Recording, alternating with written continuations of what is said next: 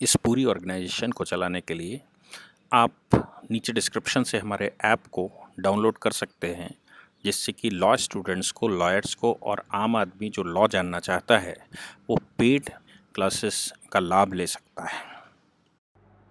नमस्ते सदा वत्सले मातृभूमि।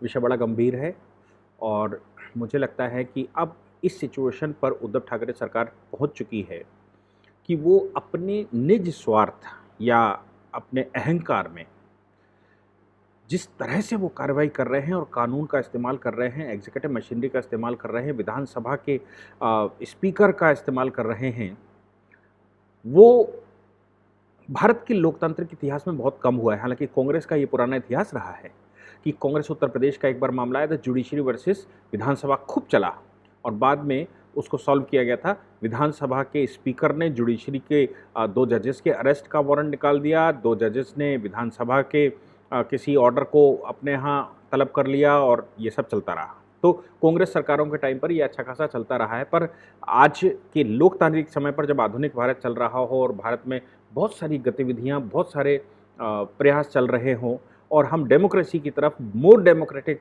होते जा रहे हों, ऐसी सिचुएशन में अगर विधानसभाएं इस प्रकार का कार्य करती हैं तो मुझे लगता है इससे ज़्यादा दुखद कुछ नहीं हो सकता।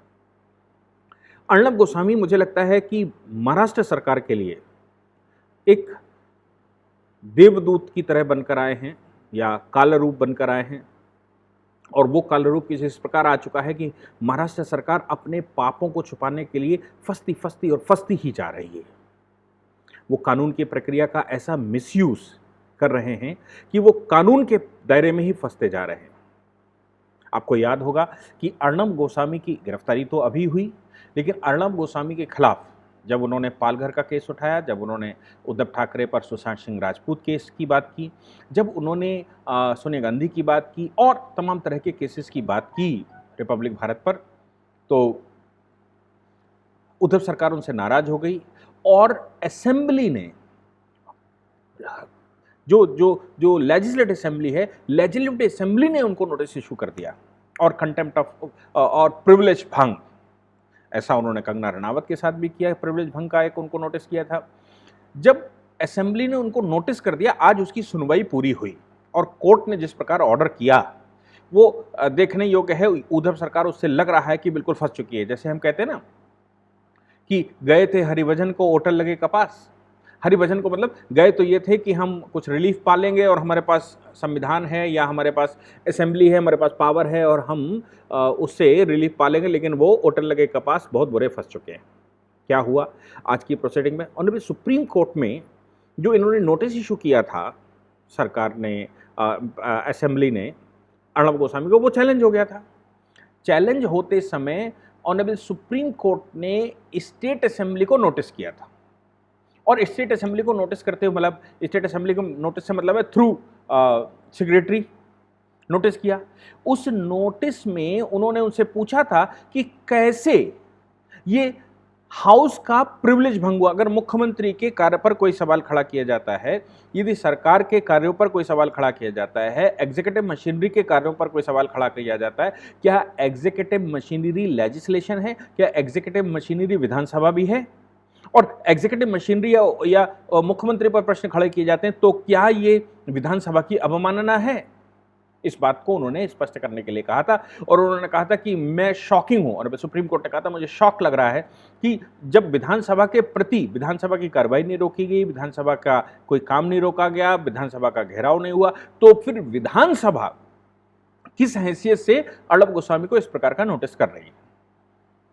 इस नोटिस जो सुप्रीम कोर्ट ने सेक्रेटरी को किया था, उसके जवाब में उसने अपने पाप धुलने के लिए एक और स्टेप आगे लिया, और वो स्टेप आज सुप्रीम कोर्ट में फंस गया। क्या किया? सेक्रेटरी ने, मतलब लेजिस्लेटिव असेंबली के सेक्रेटरी ने अर्णब गोस्वामी को एक फर्दर नोटिस किया। सुप्रीम कोर्ट के नोटिस के बाद एक फर्दर नोटिस किया, और क्या कहा?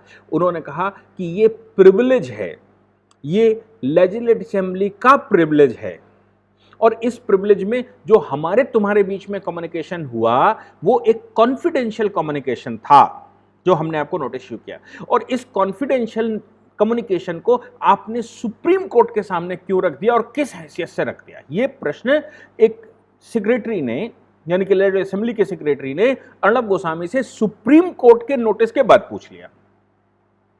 आज जब उसकी सुनवाई हुई तो अर्णब गोस्वामी के एडवोकेट मनी हरीश साल्वे जी अपीयर हुए और उन्होंने कहा कि माय लॉर्ड, एक बात बता दीजिए, क्या न्यायालय आना मेरा फंडामेंटल राइट नहीं है? हम आर्टिकल 32 के तहत न्यायालय आए थे।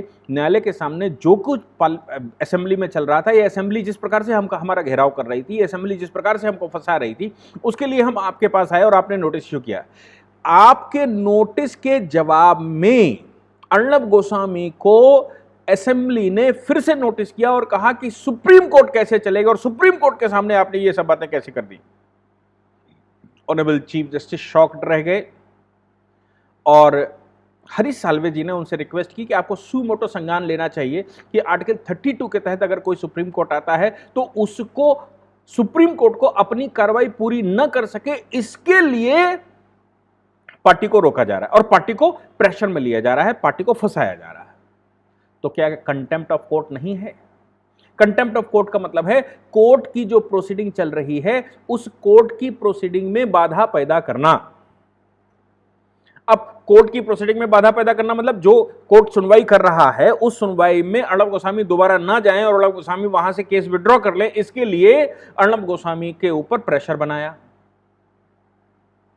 इस बात को लेकर सुप्रीम कोर्ट ने आज फिर secretary general of legislative assembly of Maharashtra को नोटिस इशू किया और उनसे कहा है कि मैं शो कॉज नोटिस इशू करता हूं, क्यों ना तुम्हारे खिलाफ कंटेम्प्ट की कार्रवाई कर दी जाए। यानी कि असेंबली ने सुप्रीम कोर्ट का कंटेम्प्ट किया, आर्टिकल 129 का नोटिस इशू किया सुप्रीम कोर्ट ने।